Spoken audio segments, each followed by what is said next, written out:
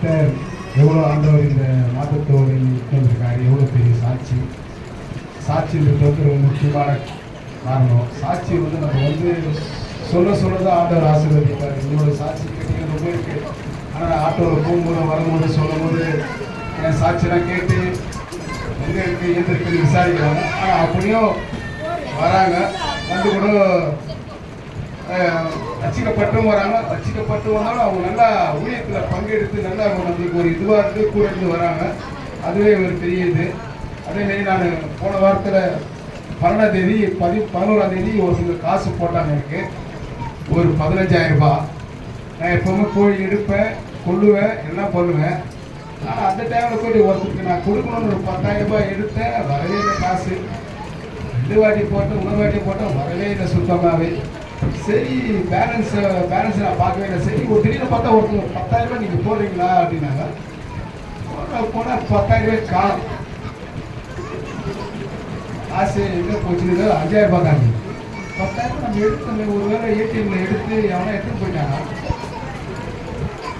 அதே மாதிரி காசு இல்லை, அவ்வளோதான். பையனை கேட்டு பையனை நைட்டெல்லாம் போயிட்டு என்னடா 30,000 ரூபான்னா அப்புறம் வந்து எத்தனை தான் காட்டுது, ஒரு பேங்க்கில் போய் பாருங்க. பேங்க்கில் விட்டு 12 சனிக்கிழமை லீவு, ஞாயிற்றுக்கிழமை லீவு, திங்கக்கிழமை போனேன். எங்கள் வீட்டில் சும்மாவே சொன்னாங்க, ஒரு ஏன் விட்டு வந்துருவாரு. ஏன்னா யாரும் போயிட்டு காசு என்னோட வயதாய்க்கு நம்ம எடுக்கல.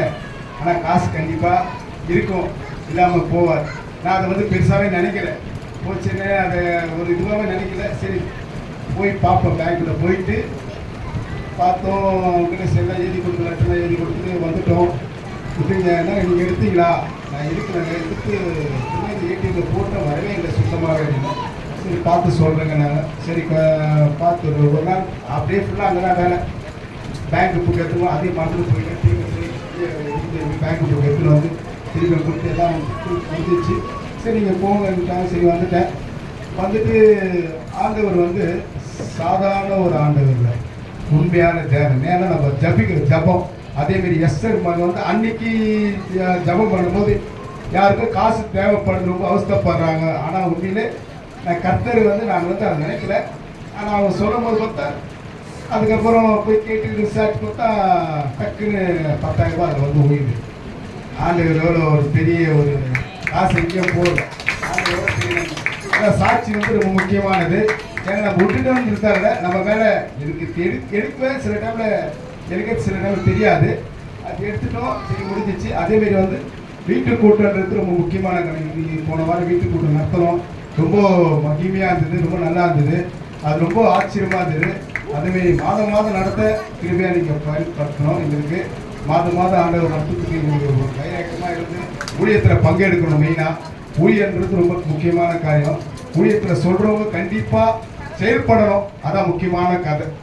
சும்மா நம்ம சொல்லிட்டு ஒரு வாரம் மறந்துடும். அதை வந்து செயல்படணும். உண்மையாக ஊழியர் போனோம், அதை சொல்லிட்டு அப்படியே உக்காந்துடுறோம், சோர்ந்து போயிடும். ஆனால் ஊழியத்தில் பங்கெடுங்க, ரொம்ப நல்லது. கரெக்டாக நான் சொல்லுவேன்.